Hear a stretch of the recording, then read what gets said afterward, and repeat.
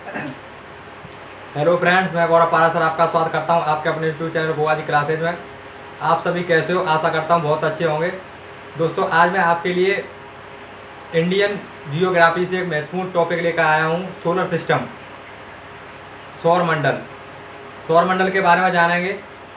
सबसे बड़ा ग्रह कौन सा है, सबसे छोटा ग्रह कौन सा है, चमकीला ग्रह कौन सा है, लाल ग्रह कौन सा है, पीला ग्रह कौन सा है, हरा ग्रह कौन सा है, सबके बारे में डिटेल से जानकारी लेंगे और इसे अच्छे से पढ़ेंगे। दोस्तों, प्लीज़ इसे ध्यान से देखें और पढ़ें। यह प्रत्येक आगामी परीक्षा के लिए बहुत महत्वपूर्ण टॉपिक है, जिसमें से एक या दो क्वेश्चन आपको देखने के लिए मिल जाते हैं। तो दोस्तों, शुरुआत करते हैं। देखते हैं सोलर सिस्टम। दोस्तों, यह सूर्य है और सूर्य के सबसे पास निकट ग्रह है जो है बुध। क्या है? बुध, जिसे मरकरी बोलते हैं इंग्लिश में। दोस्तों, इसके बारे में सबसे बाद में पढ़ेंगे। पहले इसका कुछ महत्वपूर्ण बात है, महत्वपूर्ण पॉइंट है, उनको देख लेते हैं। उसके बाद सभी को मैं सूर्य के बारे में डिटेल से बताऊंगा। सूर्य क्या है, उसके तापमान कितना होता है, सतह का तापमान कितना होता है, केंद्र का तापमान कितना होता है, सूर्य से पृथ्वी तक आने में कितना समय लगता है, सबके बारे में डिटेल से देखेंगे। उससे पहले कुछ इन पॉइंट को देख लेते हैं जो आगामी परीक्षा के लिए महत्वपूर्ण है। दोस्तों, देखते हैं सबसे बड़ा भारी ग्रह, जो अपना सबसे बड़ा और जो भारी ग्रह है वो है बृहस्पति, जिसे हम जुपिटर भी कहते हैं। क्या कहते हैं? जुपिटर। ठीक है। तो सबसे बड़ा एवं भारी ग्रह कौन सा है? बृहस्पति है। और सौर मंडल का सबसे छोटा ग्रह बुध है। सबसे बड़ा बृहस्पति और सबसे छोटा ग्रह बुध है, जिसे मरकरी कहते हैं। सूर्य से सबसे निकट ग्रह, जो सूर्य से सबसे निकट ग्रह बुध, आपको दिख रहा होगा कि यहाँ पे सूर्य है और इसके सबसे निकट जो क्या है? बुध है। तो सूर्य के सबसे निकट ग्रह कौन सा? बुध है। अभी बाद में देखने को मिलेगा आपकी सूर्य से सबसे दूर स्थित ग्रह कौन सा है? वरुण है। क्योंकि देखो, आपको दिख रहा होगा सूर्य के सबसे निकट बुध है और सबसे दूर क्या है? वरुण है। ठीक है, देखते हैं। चलो आगे। सूर्य और पृथ्वी के सबसे दूर ग्रह, सूर्य और पृथ्वी के सबसे दूर ग्रह भी मैंने बताया था, क्या है? वरुण, क्योंकि यह सूर्य से सबसे दूर स्थित है। ठीक है दोस्तों, तो सबसे दूर स्थित होने के कारण यह सूर्य से सबसे दूर स्थित ग्रह हो जाता है। ठीक है, अब आगे देखते हैं। पृथ्वी से सबसे निकट ग्रह, पृथ्वी के जो सबसे निकट ग्रह वो कौन सा है? शुक्र है। देखो, यहाँ आपको पृथ्वी दिख रही होगी और इसके निकट जो ग्रह कौन सा है? शुक्र है। तो पृथ्वी के सबसे निकट ग्रह कौन सा हो जाएगा दोस्तों? शुक्र हो जाएगा। ठीक है, अब आगे चलते हैं। पृथ्वी से सबसे निकट ग्रह शुक्र हो गया। सर्वाधिक चमकीला एवं गर्म ग्रह, जो सर्वाधिक चमकीला ग्रह है और जो सर्वाधिक गर्म ग्रह है वह कौन सा है? शुक्र है दोस्तों। सबसे पृथ्वी के सबसे निकट भी ग्रह शुक्र है और सर्वाधिक चमकीला एवं गर्म ग्रह भी कौन सा है? शुक्र है, जिसे हम क्या बोलते हैं? वीनस। क्या बोलते हैं? वीनस कहते हैं। सौर मंडल का सर्वाधिक ठंडा ग्रह, सर्वाधिक गर्म ग्रह शुक्र और सर्वाधिक ठंडा ग्रह कौन सा दोस्तों? वरुण, क्योंकि सूर्य के जो सबसे निकट होगा वो सर्वाधिक गर्म होगा और जो सूर्य से सबसे दूर स्थित होगा वो क्या होगा? ठंडा होगा। ठीक है दोस्तों, सबसे ठंडा ग्रह कौन सा हो जाएगा सूर्य से? वरुण ग्रह। आगे देखते हैं। सर्वाधिक उपग्रह वाला ग्रह, दोस्तों सर्वाधिक उपग्रह, जिसके सर्वाधिक उपग्रह है वह कौन सा ग्रह है? बृहस्पति। यह आकार में भी सबसे बड़ा है और सर्वाधिक उपग्रह भी इसके हैं, किसके? बृहस्पति ग्रह के। ठीक है दोस्तों, अब देखते हैं पृथ्वी की बहन तथा जुड़वा बहन, पृथ्वी की बहन, ट्विन सिस्टर, या कह सकते हैं अपन क्या? ट्विन ग्रह। ठीक है, तो वो कौन सा होगा? शुक्र होगा। पृथ्वी की बहन भी किसे कहा जाता है? शुक्र, क्योंकि इसका आकार और घनत्व पृथ्वी के समान होने के कारण इसे पृथ्वी की बहन कहते हैं और इसका जुड़वा ग्रह भी कहते हैं, किसका? पृथ्वी का। किसे? शुक्र को। ठीक है दोस्तों, भोर तथा सांझ का तारा, evening star and morning star, evening star and morning star किसे कहा जाता है? शुक्र को कहा जाता है। भोर का तारा और सांझ का तारा शुक्र को कहा जाता है। अभी देखेंगे इसे किस कारण ऐसा कहा जाता है, इसे इवनिंग स्टार और मॉर्निंग स्टार, इसे शुक्र को क्यों कहा जाता है, अभी बाद में देखेंगे। सौर मंडल का सबसे बड़ा उपग्रह गैनीमेड, सौर मंडल का जो सबसे बड़ा उपग्रह है, ग्रह कौन सा था अपना?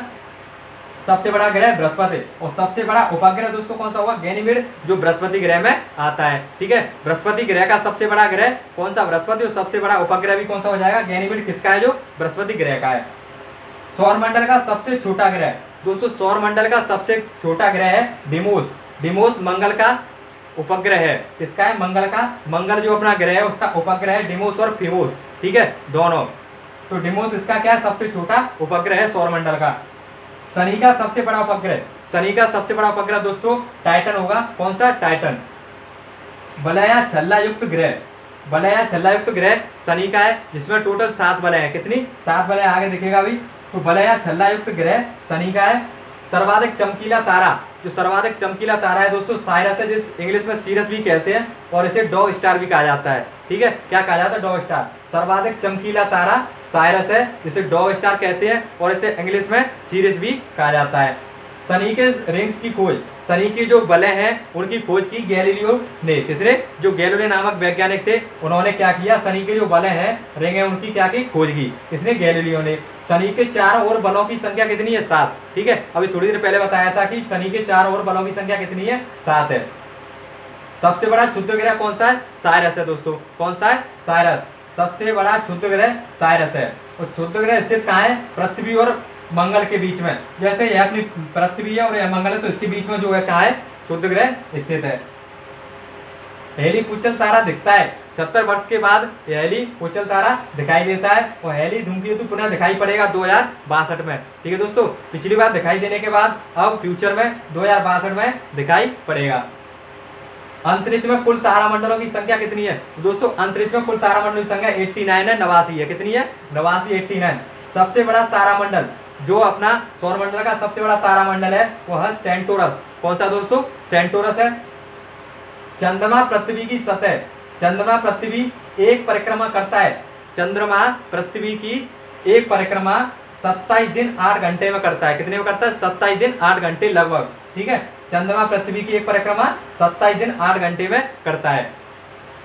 सूर्य का निकटतम तारा, सूर्य का निकटतम तारा दोस्तों प्रोक्सिमा सेंचुरी है। कौन सा है? प्रोक्सिमा सेंचुरी जो सूर्य का सबसे निकटतम तारा है। बिना उपग्रह वाला ग्रह जिसका एक भी उपग्रह नहीं है वो कौन कौन से ग्रह हैं? बुध और शुक्र। इसका एक भी उपग्रह नहीं है। ठीक है दोस्तों, भू स्थिर से उपग्रहों की ऊंचाई, भू स्थिर से मतलब जो अपनी पृथ्वी है उससे स्थित ऊंचे जो उपग्रह हैं उनकी ऊंचाई कितनी है? 36,000 किलोमीटर। ठीक है, पृथ्वी से 36,000 किलोमीटर की ऊंचाई पर उपग्रह स्थित हैं। ओरियन नक्षत्र का भारतीय नाम क्या है दोस्तों? मृगा है। क्या है दोस्तों? मृगा। ओरियन नक्षत्र का भारतीय नाम क्या है? मृगा। कुछ और पॉइंट है दोस्तों, उन्हें देखते हैं।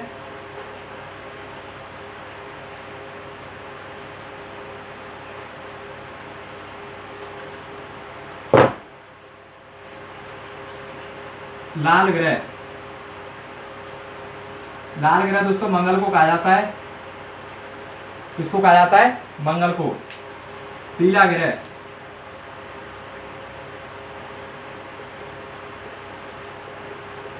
पीला ग्रह दोस्तों बृहस्पति को कहा जाता है।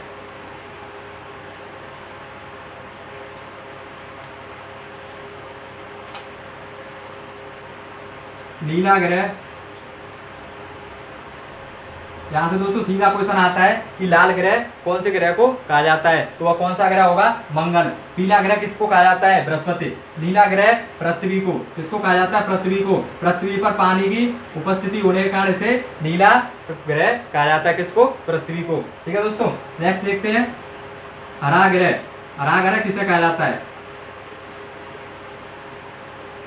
हरा ग्रह, तो दोस्तों वरुण को। किसको? वरुण को। मीथेन की उपस्थिति होने के कारण, कौन सी? मीथेन जो गैस होती है अपनी उसकी उपस्थिति CH4 की उपस्थिति होने के कारण हरा ग्रह कहा जाता है वरुण को। किसको? वरुण को हरा ग्रह कहा जाता है।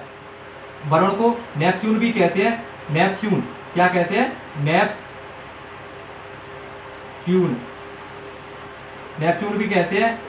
और पृथ्वी अर्थ और बृहस्पति को जुपिटर, क्या कहते हैं? जुपिटर, जुपिटर कहते हैं। और मंगल को मार्स।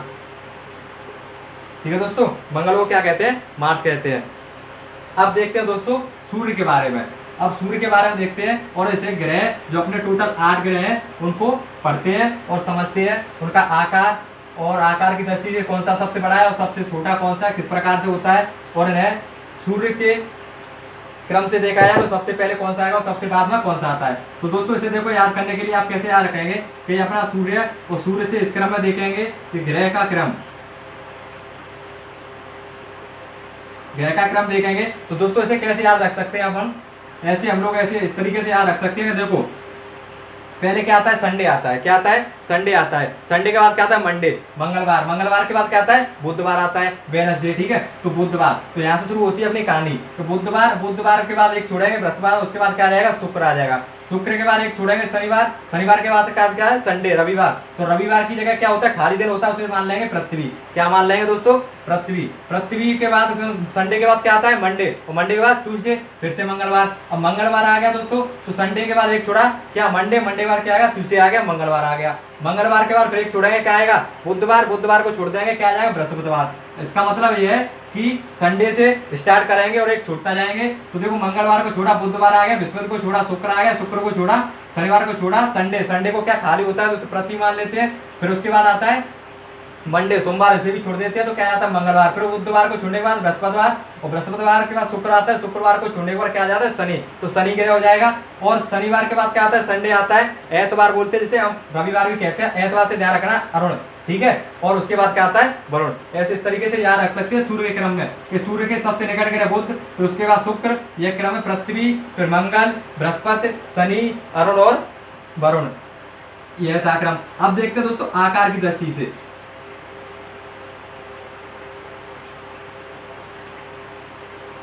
आकार का क्रम, ये सबसे बड़ा ग्रह कौन सा होता है और सबसे छोटा ग्रह कौन सा होता है दोस्तों? तो ये लास्ट के जो पीछे के अपने जो लास्ट वाले जो पीछे से अपने क्या है जो 4 ग्रह उनको ले लेते हैं। सबसे पहले बृहस्पति से स्टार्ट करते हैं। तो दोस्तों बृहस्पति, बृहस्पतिवार क्या आएगा? शनि, शनि पे से अरुण, अरुण पे से वरुण। बृहस्पतिवार, शनि, अरुण और वरुण, यह क्या आते दोस्तों? अपने 4 ग्रह। अब इन्हें कैसे देख रहे हैं अपन? इसे देख रहे हैं, देखो यह सबसे बड़ा ग्रह क्या है? सबसे बड़ा ग्रह। इसका मतलब क्या हुआ दोस्तों? इन्हें हम अवरोही क्रम में देख रहे हैं। कैसे देख रहे हैं? अवरोही क्रम में। अवरोही क्रम का मतलब क्या होता है? बड़े से छोटे की तरफ। इसमें दोस्तों बड़े से छोटे की तरफ, छोटा आ होता है पर होता क्या है? बड़े से शुरू, ठीक है। तो ध्यान रखना ऐसे अवरोही क्रम क्या होता है? छोटा आ होता है पर बड़े से शुरू होता है। इसका मतलब क्या है कि बड़े से अपन छोटे की तरफ देख रहे हैं। कैसे देख रहे हैं? बड़े से छोटे की तरफ। अब अरुण वरुण, अब देखो अरुण वरुण के बाद क्या आएगा दोस्तों? पृथ्वी आता है। क्या आता है? पृथ्वी। क्या आएगा दोस्तों? पृथ्वी आता है, ठीक है। 5वां ग्रह क्या होगा अपना? पृथ्वी होगा। क्या होगा? पृथ्वी, ठीक है। और पृथ्वी के बाद आएगा दोस्तों अपना शुक्र। क्या आएगा? पृथ्वी के बाद आएगा शुक्र, पृथ्वी के बाद शुक्र, शुक्र के बाद क्या आएगा? मंगल, और मंगल के बाद दोस्तों आपको पता है क्या आता है? बुधवार। तो क्या आ जाएगा? बुध, ठीक है। यह क्रम कैसा है दोस्तों? अपना आकार में। तो सबसे छोटा ग्रह आ गया कि नहीं? कौन सा आ गया? बुध, जो अभी हमने स्टार्टिंग में पढ़ा था, शुरुआत में पढ़ा था कि सबसे छोटा ग्रह कौन सा होता है? बुध होता है, ठीक है। इस तरीके से याद रखेंगे, ठीक है। मैंने क्रम बता दिया कि सूर्य से क्रम देखें तो कैसे, एक छोड़ने के बाद एक देखेंगे, फिर मंगलवार को छोड़ने वाला बुध, यहाँ से कहानी अपनी स्टार्ट हो जाती है। बुध के बाद क्या आएगा? बृहस्पति को छोड़ देंगे, शुक्रवार आ जाता है, शुक्र के बाद शनिवार आता है, उसे छोड़ देते हैं, रविवार आता है, जो कि रविवार अपना खाली दिन होता है, तो उसे पृथ्वी मान लेते हैं। और उसके बाद क्या आता है? सोमवार आता है, सोमवार के बाद मंगलवार आ जाता है, मंगलवार के बाद बुधवार छोड़ देते हैं, बृहस्पतिवार आ जाता है, जैसे बृहस्पति ग्रह हो जाता है। बृहस्पतिवार शुक्रवार आता है, शुक्रवार को छोड़ने के बाद शनि आ जाता है, जो अपना शनि ग्रह हो जाता है। उसके बाद क्या हो जाता है? संडे को छोड़ देते हैं, अपना क्या आ जाता है? अरुण और वरुण, ठीक है। ध्यान रखना, तो ये मैंने इंग्लिश लिख रखी है कि बुध को मरकरी कहते हैं, शुक्र को वीनस कहते हैं, पृथ्वी अर्थ सब जानते हैं, ठीक है। और मंगल को मार्स कहते हैं, और बृहस्पति को जुपिटर, शनिवार को शनि ग्रह को क्या कहते हैं? सैटर्न, और अरुण को कहते हैं यूरेनस। क्या कहते हैं? यूरेनस कहते हैं। और वरुण को नेपच्यून कहते हैं। क्या कहते हैं दोस्तों? नेपच्यून कहा जाता है। यह क्या था आपका आकार का क्रम के सबसे बड़ा ग्रह कौन सा होता है और सबसे छोटा ग्रह कौन सा होता है। दूसरे नंबर का सबसे बड़ा ग्रह कौन सा होगा? बृहस्पति, वो सॉरी शनि होगा। क्या होगा? दूसरा सबसे बड़ा ग्रह।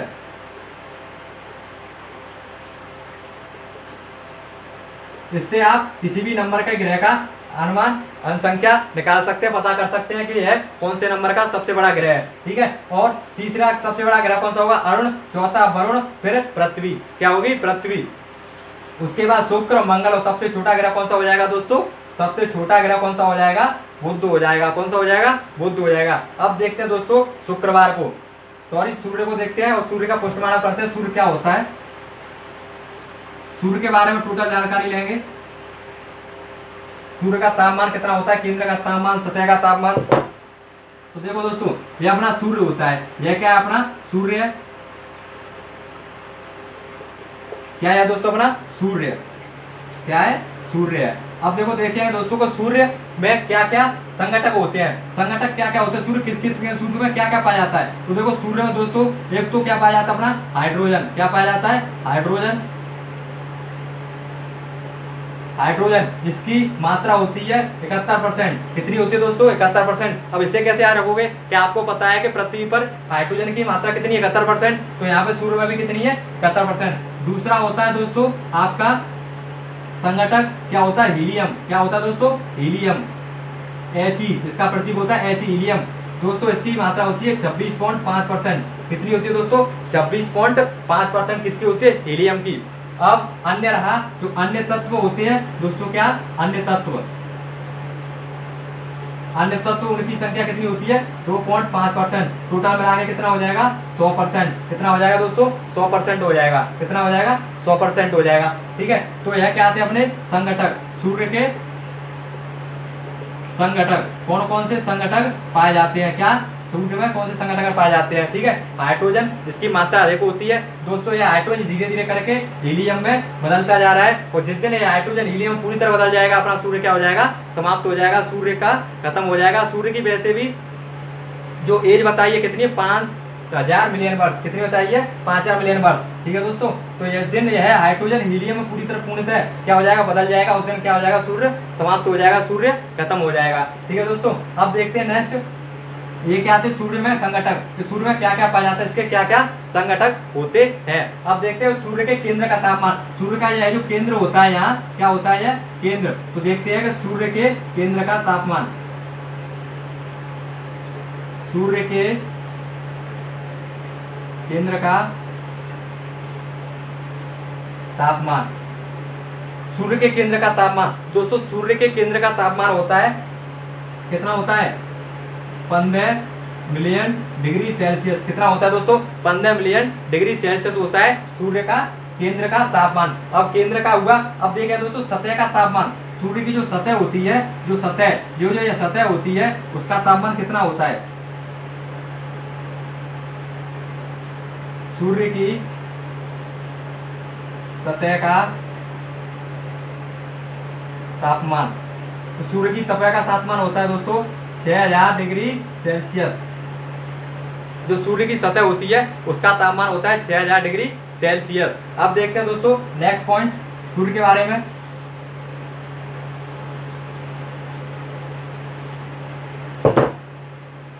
सूर्य के बारे में नेक्स्ट पॉइंट देखते हैं। सूर्य के प्रकाश को, सूर्य के प्रकाश को पृथ्वी तक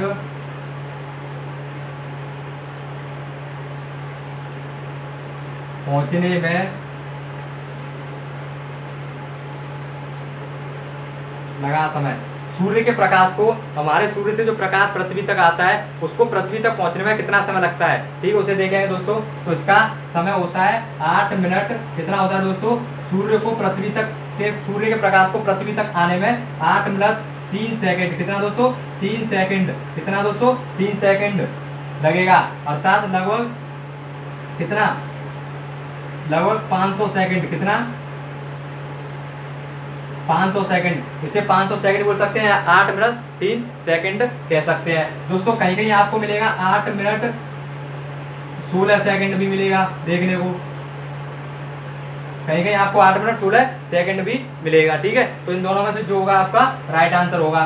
ठीक है, देखते हैं सूर्य के प्रकाश को पृथ्वी तक पहुंचने में कितना समय लगता है? 8 मिनट 3 सेकंड। कितना? 8 मिनट 3 सेकंड। इसी के साथ दोस्तों एक और देख लेते हैं यहाँ पे चंद्रमा के प्रकाश को। किसके? चंद्रमा के प्रकाश को, चंद्रमा के प्रकाश को पृथ्वी तक पहुंचने में लगा समय। तो दोस्तों जो चंद्रमा अपना होता है, मून होता है, उसको पृथ्वी तक उसके प्रकाश को पहुंचने में कितना समय लगता है दोस्तों? 1.3 सेकंड। कितना समय लगता है? 1.3 सेकंड, अर्थात 1 मिनट 3 सेकंड का समय लगता है। कितना लगता है दोस्तों? 1 मिनट 3 सेकंड का समय। दोस्तों अब देखेंगे अपना चंद्रमा पर रात का तापमान कितना होता है। चंद्रमा पर रात में तापमान,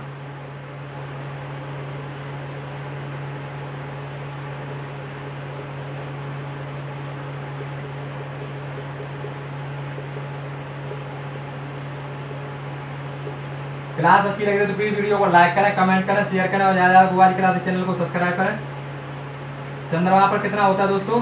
माइनस के 100 डिग्री, माइनस के 100 डिग्री सेल्सियस कितना होता है? माइनस के 180 degree Celsius, sorry 180 degree Celsius होता है कितना चंद्रमा पर। रात का तापमान कितना होता है? माइनस के 180 डिग्री सेल्सियस इसका। अब देखो चंद्रमा जो होता है, चंद्रमा दोस्तों, चंद्रमा क्या होता है? तो चंद्रमा पृथ्वी का एक उपग्रह है दोस्तों। चंद्रमा पृथ्वी का उपग्रह है। क्या है? उपग्रह है। चंद्रमा जो है पृथ्वी का क्या है? उपग्रह है। पृथ्वी का एक ही मात्र उपग्रह है जो क्या है? चंद्रमा है। कौन सा है? चंद्रमा है। क्या है दोस्तों? चंद्रमा। अब देखते हैं दोस्तों,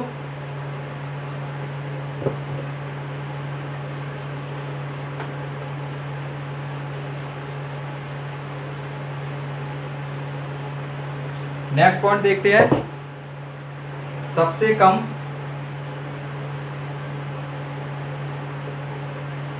समय में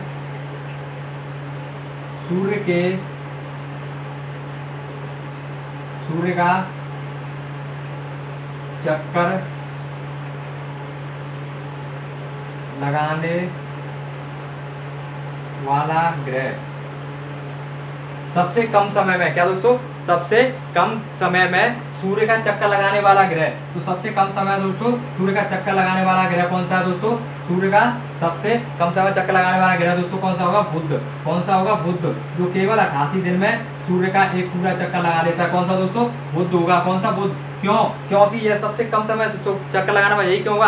क्योंकि यह सूर्य के सबसे निकट है। जो सूर्य के सबसे निकट होगा, मान चलो ये आपका क्या है? सूर्य है, और इसके निकट क्या है? यह बुध है। क्या है? बुध। अब ये क्योंकि इसके सबसे निकट है तो यह सबसे पहले चक्कर लगा लेगा। और इसके बाद क्या आता है? शुक्र आता है, क्योंकि शुक्र इसके थोड़ी बात दे रहे हैं तो ये थोड़ा इससे ज्यादा कम समय लगाएगा। फिर पृथ्वी है, पृथ्वी इससे ज्यादा समय लगाएगी। ठीक है, इस तरीके जो सबसे निकट होगा वो सबसे जल्दी चक्कर लगा लेगा। ठीक है दोस्तों, तो सबसे ज्यादा चक्कर, सबसे जल्दी चक्कर कौन लगाएगा? बुध लगाएगा। वो भी कितना?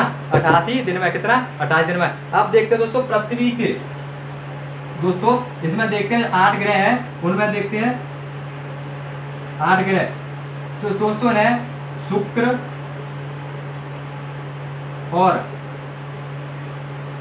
दोस्तों क्या? अरुण पृथ्वी की विपरीत दिशा में चक्कर लगाते हैं।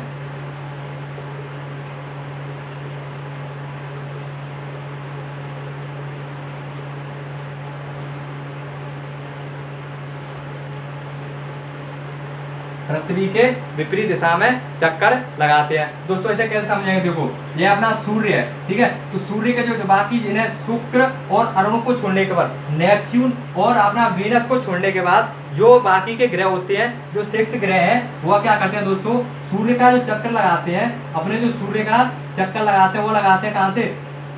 पश्चिम से पूर्व की ओर। किसकी ओर लगाते हैं दोस्तों? पश्चिम से पूर्व की ओर। लेकिन अपना अरुण और शुक्र जो चक्र लगाता है वह चक्र लगाता है दोस्तों पूर्व से पश्चिम की ओर। किसकी ओर? पूर्व से पश्चिम की ओर, अर्थात क्या? विपरीत चक्कर लगाता है। किसका? सूर्य का। ठीक है, तो अगर क्योंकि पृथ्वी अब किसका ही चक्कर लगाएगी? पश्चिम से पूर्व से पश्चिम की ओर लगाएगी, इसलिए यहाँ पे क्या होता है?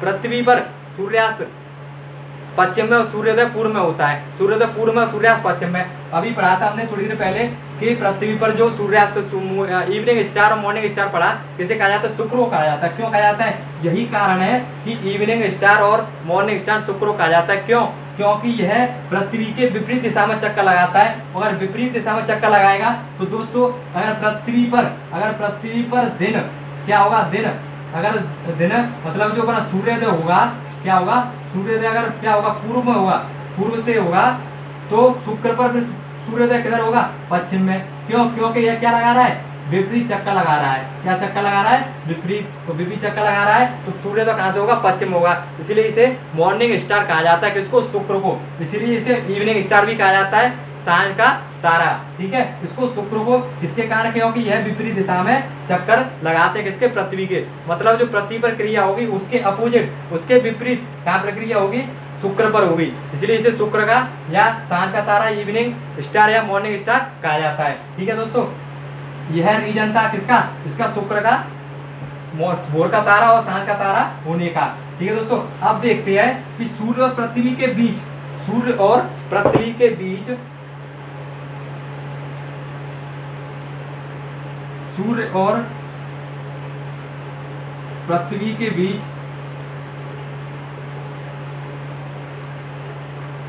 सब के बीच अधिकतम दूरी किस दिन होती है? तो दोस्तों सूर्य और पृथ्वी के बीच अधिकतम दूरी पाई जाती है 4 जुलाई को। किसको? 4 जुलाई को।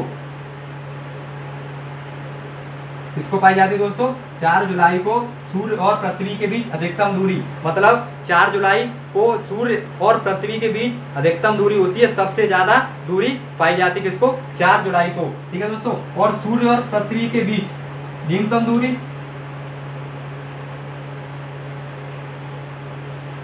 सूर्य और पृथ्वी के बीच न्यूनतम दूरी, दोस्तों सूर्य और पृथ्वी के बीच न्यूनतम दूरी 3 जनवरी को। किसके दिन? 3 जनवरी को। मतलब जिस दिन सूर्य और पृथ्वी के बीच यह निकट होने के कारण, यह दोनों आपस में एक दूसरे के निकट आ जाते हैं, निकट होने के कारण इसमें सबसे कम दूरी पाई जाती है किसको? 3 जनवरी को। किस दिन? 3 जनवरी को। और सबसे दूर होने के कारण सबसे अधिकतम दूरी पाई जाती है 4 जुलाई को। तो आपके आज एग्जाम के अंदर सीधा क्वेश्चन आता है कि सूर्य और पृथ्वी के बीच अधिकतम दूरी किस दिन पाई जाती है, किस तारीख को पाई जाती है, किस दिनांक को पाई जाती है? तो क्या होगा दोस्तों? 4 जुलाई। और न्यूनतम दूरी पूछे तो क्या होगा? 3 जनवरी। क्या होगा दोस्तों? 3 जनवरी होता है। क्या होता है? 3 जनवरी। अब देखते हो दोस्तों चंद्रमा पर दिन का तापमान, चंद्रमा पर रात का तापमान देखा दोस्तों आपने, ठीक है। अब देखते हैं चंद्रमा पर दिन का तापमान। क्या देखा है दोस्तों? चंद्रमा पर दिन का तापमान देखेंगे।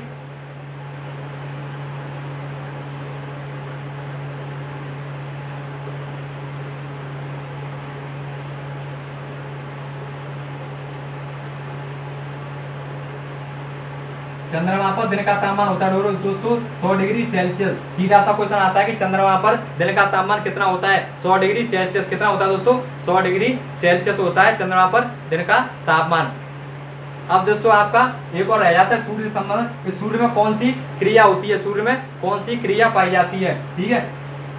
तो दोस्तों सूर्य में नाभिकीय संलयन क्या होता है? सूर्य के अंदर, सूर्य में नाभिकीय संलयन, सूर्य में नाभिकीय संलयन होता है। क्या होता है? नाभिकीय संलयन होता है, जो ऊर्जा का क्या होता है? जो ऊर्जा का भाग होता है। क्या होता है? जो ऊर्जा को उत्पन्न करता है। क्या करता है? जो ऊर्जा को उत्पन्न करता है। कौन करता है?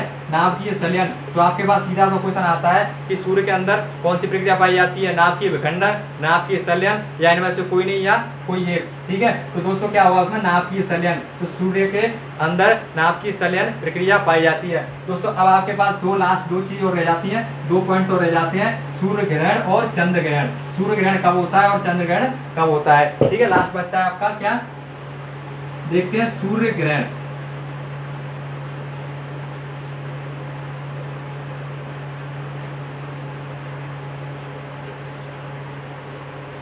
सूर्य ग्रहण देखते हैं दोस्तों। क्या सूर्य ग्रहण कब होता है? तो देखो ये अपना क्या है दोस्तों? सूर्य है। क्या है? सूर्य। ये अपना क्या है? सूर्य। क्या? सूर्य। और यहाँ दोस्तों ये अपना क्या है? देखो पृथ्वी। यहाँ ये क्या है? पृथ्वी है। क्या है? पृथ्वी। यह अपना था सूर्य या पृथ्वी। तो दोस्तों अगर सूर्य और पृथ्वी के बीच अगर दोस्तों क्या होता है? सूर्य और पृथ्वी के बीच दोस्तों यहाँ पर अगर क्या आ जाए? चंद्रमा। क्या आ जाए दोस्तों? चंद्रमा आ जाए। क्या आ जाए? चंद्रमा। क्या आ जाए दोस्तों? चंद्रमा। अगर यह स्थिति होती है, अगर सूर्य और पृथ्वी के बीच अगर चंद्रमा आ जाता है तो दोस्तों क्या होता है? सूर्य ग्रहण होता है। क्या होता है दोस्तों? सूर्य ग्रहण। सूर्य और पृथ्वी के बीच चंद्रमा के आने पर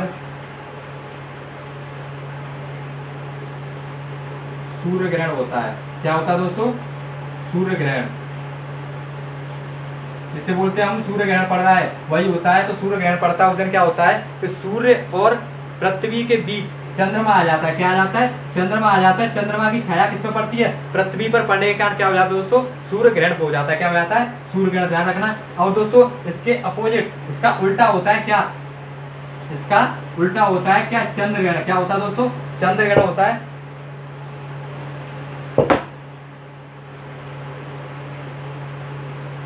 चंद्र ग्रहण। तो दोस्तों चंद्र ग्रहण क्या होता है, अपना सूर्य और इधर क्या होगा, अपना चंद्रमा होगा, क्या होगा, यह चंद्रमा,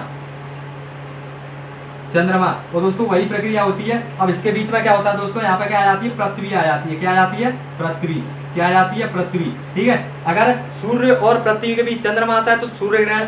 अगर सूर्य और चंद्रमा के बीच क्या आ जाती है, पृथ्वी आ जाती है, क्या आ जाती है, पृथ्वी, तो क्या आ जाता है दोस्तों, चंद्र ग्रहण। तो कैसे लिखेंगे कि जब सूर्य और चंद्रमा के बीच, जब सूर्य और चंद्रमा के बीच पृथ्वी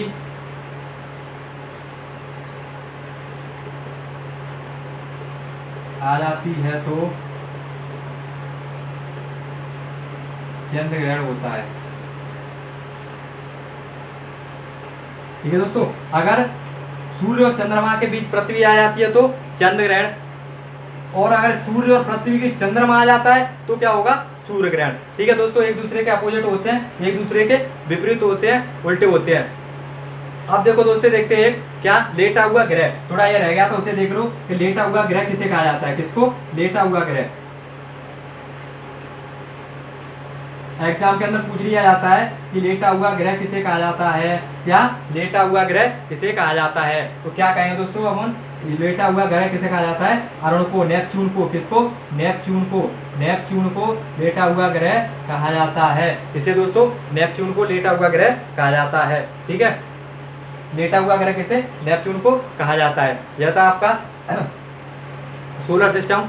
सोलर सिस्टम के बारे में हमने डिटेल से पढ़ा जाना। अगर यह क्लास आपको, यह वीडियो अच्छी लगी हो, क्लास अच्छी लगी तो वीडियो को लाइक करें, कमेंट करें और ज़्यादा शेयर करें, और अपने छोटे से परिवार को गोवा जी क्लासेस चैनल को सब्सक्राइब करो, छोटे से परिवार को बड़ा करें और बेल आइकन को प्रेस करना ना भूलें, जिससे हमारी वीडियो आप तक सबसे पहले पहुंच सके और आप पढ़ाई का लाभ उठा सको।